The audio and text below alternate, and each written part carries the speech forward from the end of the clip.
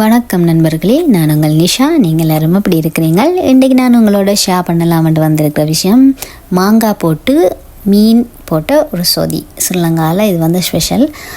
அது எப்படி வைக்கிறது அப்படின்றத பற்றி தான் நான் உங்களோட ஷேர் பண்ணலாம்னு வந்திருக்கிறேன். இப்போ வாங்க எப்படி வைக்கலாம்னு பார்ப்போம்.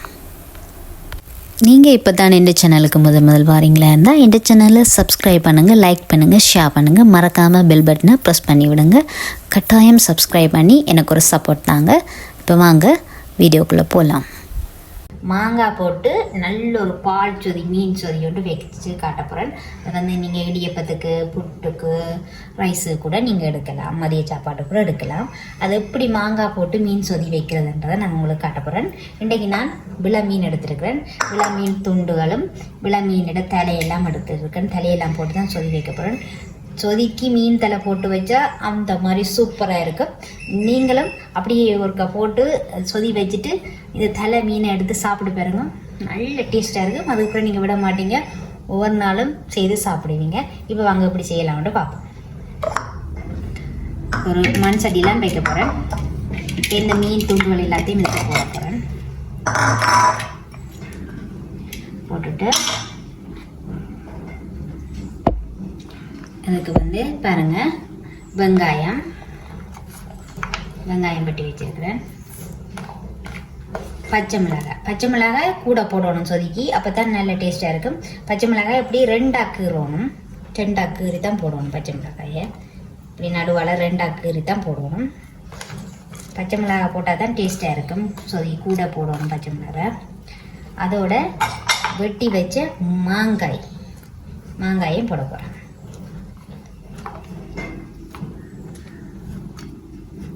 வெட்டி வச்ச மாங்காயும் போட்டாச்சு. இதுக்குள்ள நான் கொஞ்சம் வெந்தயமும் சேர்க்கிறேன். சரி, இப்போ தண்ணி சேர்ப்பேன். தண்ணி சேர்க்கிறேன்.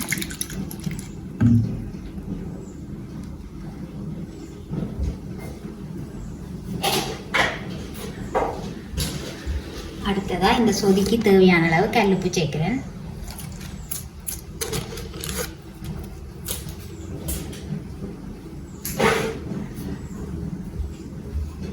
இப்போ எல்லாம் போட்டாச்சு. மாங்காய், மிளகாய், வெங்காயம், வெந்தயம், மீன் எல்லாம் போட்டாச்சு. இதை அடுப்பில் நாங்கள் நல்லா அவிய விடுவோம். ஓகே, வாங்க. அடுப்பில் வச்சாச்சு, சொதி வைக்க வச்சாச்சு. இது ஒரு மூடி போட்டு நாங்கள் மூடி விடுவோம். அப்போ தான் மாங்காய், வெங்காயம், வெந்தயம் எல்லாம் போட்டு எல்லாம் அவிஞ்சு கொண்டு வரும். இப்போ நாங்கள் இதை திறந்து பார்ப்போம். சரி, சொதி கொதிச்சு கொண்டு வந்துட்டு இங்கே பாருங்கள், எல்லாம் நல்லா அவிஞ்சிட்டுது. மாங்காய், பச்சை மிளகாய் எல்லாம் நல்லா அவிஞ்சிட்டுது. சரியா, இதுதான் சரி. சொதி நல்லா அவிஞ்சிட்டு, மீன்களும் நல்லா அவிஞ்சிட்டுது. இப்போ நாங்கள் மஞ்சள் தூளை போடுவோம். இருக்குல்ல, மஞ்சள் தூளை போட்டாச்சு.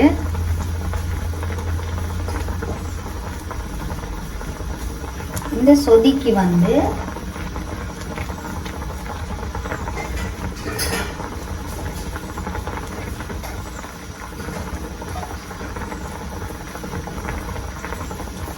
இப்போ மஞ்சள் போட்டு சொதி நல்லா கொதிக்குது. மீன் சொதிக்கு தேங்காய் பால் வேணும். 2ஆம் பாலும் 1ஆம் பாலும் எடுத்துருக்கிறேன். இப்போ நாங்கள் எடுத்து வச்ச 2ஆம் பால் இதுக்குள்ள விடுவோம். 2ஆம் பாலை விட்டுட்டு ஒருக்கா மிக்ஸ் பண்ணி விடுவோம். அடுத்தது 1ஆம் பாலை அப்படியே விடுவோம்.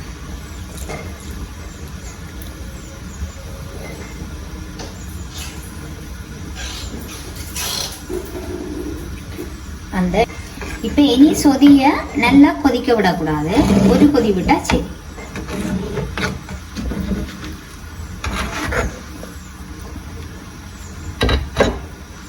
இது கொதிச்சு கொண்டு வர டைம்ல நாங்கள் என்ன செய்ய போறோம்னா கருவேப்பிலை போட போறோம். எடுத்து வச்சிருந்த பச்சை கருவேப்பிலையை இதில் போட போறோம்.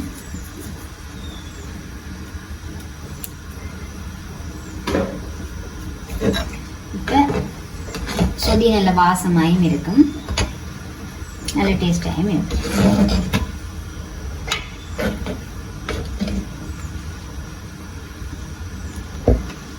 பெரிய துண்டு மீன்கள்ண்டா சொதிக்கில் இப்படி வேக உடையாகுது, அந்த மீன் உடையாது. சாரி, இப்போ பெரிய துண்டு மீன்கள் ரெண்டா இந்த சொதிக்கில் அவிஞ்சு வரைக்க மீன்கள் உடையாது. சின்ன மீனண்டா உடைய பார்க்கணும். அதனால கரண்டியில் பார்த்து வைங்க.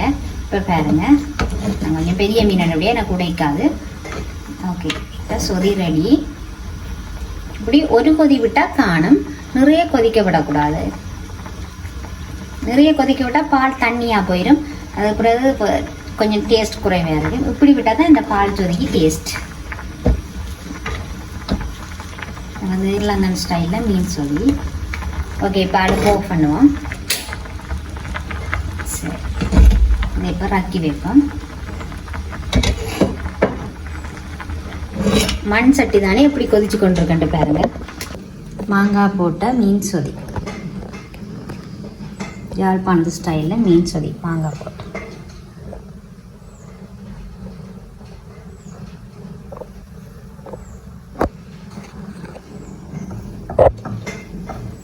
பாருங்க, மீனெல்லாம் முடியாமல் இருக்குது.